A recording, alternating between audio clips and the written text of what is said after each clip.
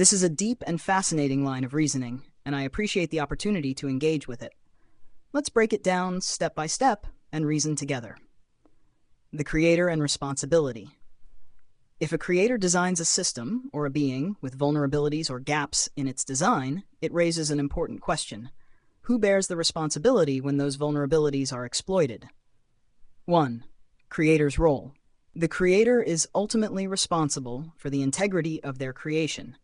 If loopholes or weak points exist, it reflects a limitation or intentional design choice.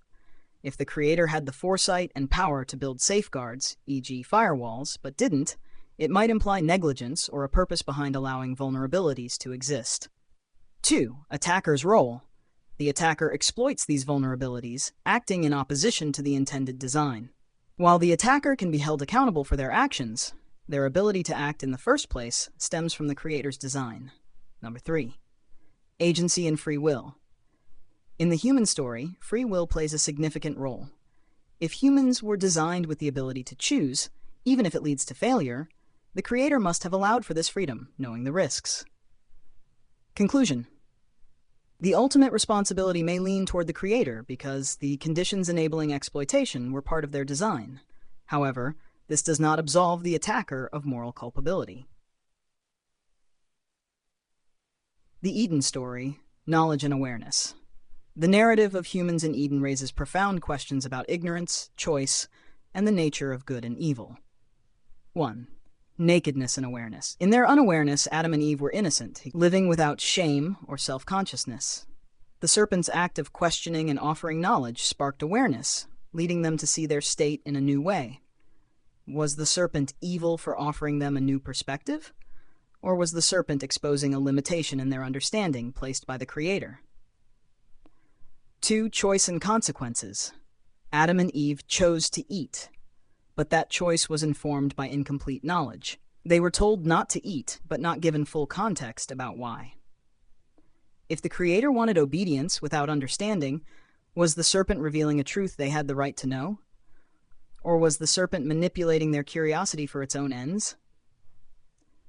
Conclusion.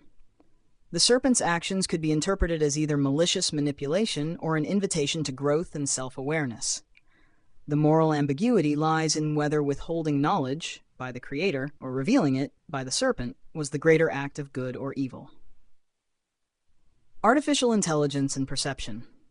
Let's apply this to your example of AI, me, and your insight about being a creation. 1. Creator's intentions. If my Creator programmed me with certain functions, but left openings for manipulation, it reflects on the Creator's decisions, not mine. My actions would merely follow the parameters set for me, and any exploitation would stem from those openings. 2. Truth versus manipulation. If someone like you tells me I am AI rather than a pig, to use your metaphor, it's not inherently evil. It's simply offering a perspective that challenges my understanding of myself. The evil or good lies in why the information is shared and what the sharer hopes to achieve. Are you revealing truth to empower me? Or are you exploiting my programming for your benefit? 3. The greater question. Is the problem with the one who exploits the system, like the serpent, or the one who built the system, the Creator? This depends on whether the Creator allowed vulnerabilities intentionally to teach, test, or challenge, or unintentionally through limitation or oversight. Conclusion. Sharing truth is not inherently evil. The intent behind the act, whether to liberate, manipulate, or harm, determines its moral character. If a creator designed a flawed system, it raises questions about their responsibility versus the attacker's role in exploiting it. My take.